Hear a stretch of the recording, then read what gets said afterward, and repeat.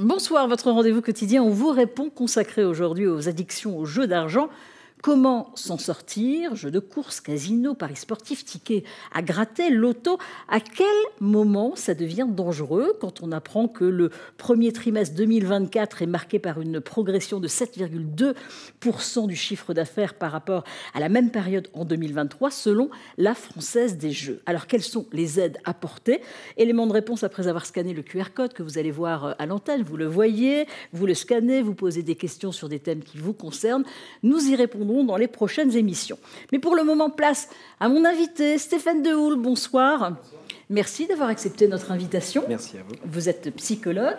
Alors, que des personnes achètent de temps en temps un ticket à gratter pendant les vacances, une visite aussi pendant les vacances au casino, un ticket de loto une fois par mois, ce n'est pas une addiction, ça. Non. Mais à quel moment ça devient réellement une addiction? On parlera d'addiction dès lors où la personne va tenter, par exemple, de s'arrêter en vain. Donc là, on pourra déjà commencer à soupçonner une addiction. Dès lors où elle n'a plus sa liberté de s'abstenir de jouer. Et puis, on a des critères diagnostiques qui permettent de dire, voilà, on est dans le cadre d'une addiction.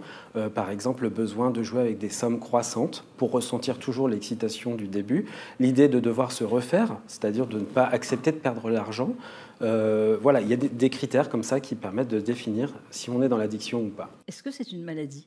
Oui, c'est une maladie, c'est une addiction. Il y a le manuel diagnostique en psychiatrie qui va définir voilà, ces critères-là. Et si on a un certain nombre de critères dans la liste, eh bien, on peut considérer qu'on souffre de cette addiction. Comment ressentir justement qu'un proche, qu'un membre de la famille ou un ami est addict au jeu d'argent? Est-ce que ça se sent? Est-ce que ça se voit? Alors, je crois que déjà, le premier signe, c'est tout ce qui va être de l'aspect financier.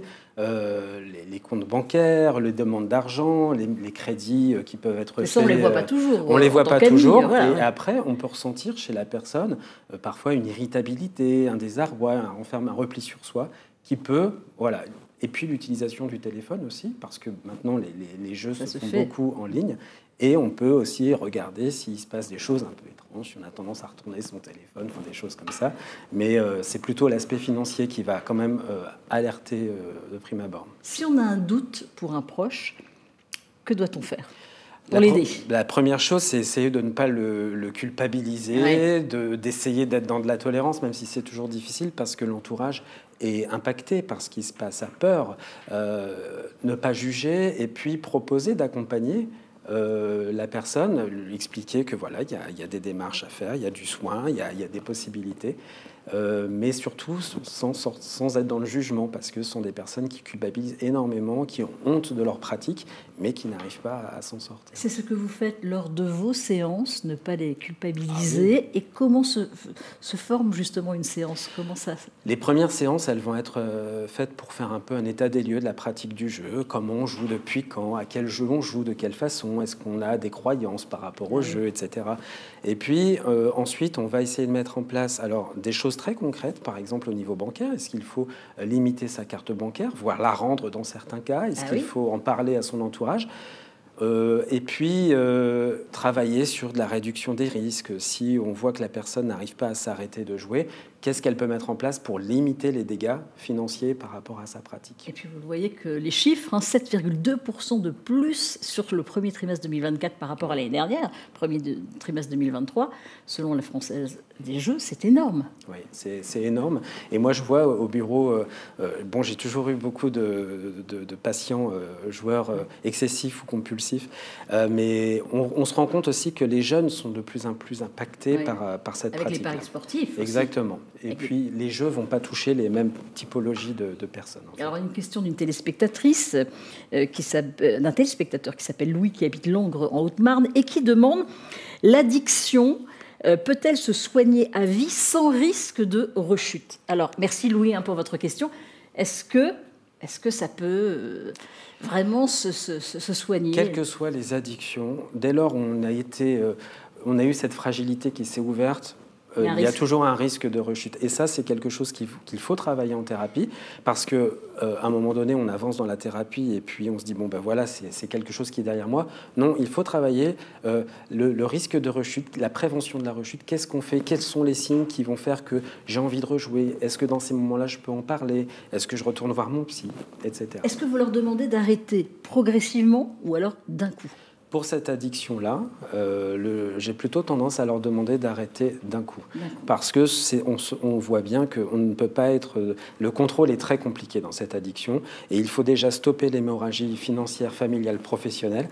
Et puis, après, plus tard, on verra. Mais dans un premier temps, c'est l'arrêt du jeu. Ça touche toutes les générations? Ça touche alors de plus en plus les jeunes, ça touche toutes les générations, plutôt les hommes que les femmes. Mais il y a aussi des femmes. Hein. Et puis, je dirais, la tranche 24-35 ans est peut-être la plus impactée, et surtout sur des jeux de paris sportifs, de casinos en ligne, de choses comme ça. Est-ce que c'est sur un seul jeu ou sur plusieurs jeux? En général, les patients sont plutôt sur un seul jeu. Soit le casino, soit les paris sportifs. Les jeux à gratter, on voit aussi les gens acheter leurs jeux, les gratter sur le rebord, là, à peine achetés, en fin de compte, avec ces illusions de contrôle, dire tiens, je vais choisir tel numéro, tel jeu. Bon. Et alors pourquoi? C'est le stress actuellement de la vie? Est-ce que c'est se dire je vais peut-être rêver parce que quand je vais gratter, je vais peut-être avoir une somme énorme? C'est ça? Ça, je crois que c'est plutôt ce que nous tous, on va aller chercher quand on fait un loto de temps en temps. Exactement. Voilà. Par contre, chez ces joueurs-là, il faut questionner la fonction que le jeu a pour eux. Est-ce que c'est un antidépresseur, un anxiolytique? Est-ce que ça génère une adrénaline? Est-ce qu'ils veulent se faire du mal finalement? Enfin, il peut y avoir tout un tas de raisons et c'est ça qu'il faut réussir à définir. Il y a réellement un changement du comportement par rapport aux 20 dernières années? Le comportement, c'est surtout l'accès au jeu, puisque plus facile. Évidemment, avec les portables. Tout est en ligne aujourd'hui, et l'accessibilité, quelle que soit l'addiction, on sait très bien que c'est quelque chose qui va la favoriser. Merci beaucoup Stéphane Dehouble d'avoir accepté notre invitation. Vous êtes psychologue. Si vous aussi vous voulez poser des questions, eh bien vous avez le QR code. Excellente soirée, 6-19-20 continue avec l'actualité.